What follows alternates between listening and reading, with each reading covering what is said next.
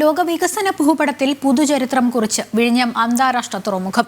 വിഴിഞ്ഞത്ത് ആദ്യ മദർഷിപ്പിന്റെ ഔദ്യോഗിക ട്രയൽ പൂർത്തിയായി. പരിപാടികളിൽ കേന്ദ്ര ഷിപ്പിംഗ് മന്ത്രി സർബാനന്ദ സോനോവാൾ മുഖ്യാതിഥിയായി. മദർഷിപ്പ് സാൻ ഫെർണാണ്ടോ നാളെയോടുകൂടി തീരം വിടും. വിവരങ്ങളുമായി അഖിൽ പാലോട്ടുമഠം ചേരുന്നുണ്ട്. അഖിൽ, ഗംഭീര വരവേൽപ്പാണ് ഇന്നലെ തന്നെ സാൻ ഫെർണാണ്ടോയ്ക്ക് ലഭിച്ചത്. ഇന്ന് ഔദ്യോഗിക സ്വീകരണം, ഒപ്പം തന്നെ ട്രയൽ റണ്ണിന്റെ ഉദ്ഘാടനവും നടന്നു. എന്തൊക്കെയാണ് കൂടുതൽ വിവരങ്ങൾ? എന്തൊക്കെയാണ്?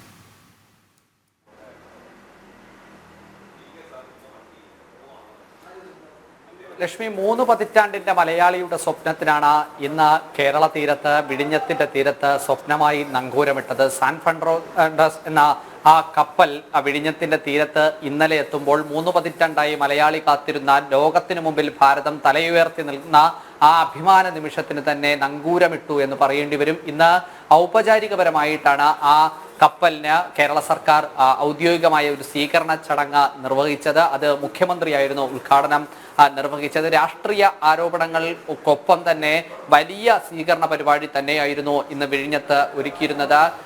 തുറമുഖ വകുപ്പ് മന്ത്രി VN വാസവൻ അധ്യക്ഷത വഹിച്ച ചടങ്ങിൽ മുഖ്യമന്ത്രി പിണറായി വിജയൻ, അതുപോലെ തന്നെ കേരളത്തിന്റെ മന്ത്രിമാരായിട്ടുള്ള K രാജൻ, KN ബാലഗോപാൽ, അതുപോലെ തന്നെ GR അനിൽ, V ശിവൻകുട്ടി, അതുപോലെ കേന്ദ്ര തുറമുഖ വകുപ്പ് മന്ത്രി അടക്കമുള്ളവർ ഇതിൽ പങ്കെടുത്തിരുന്നു.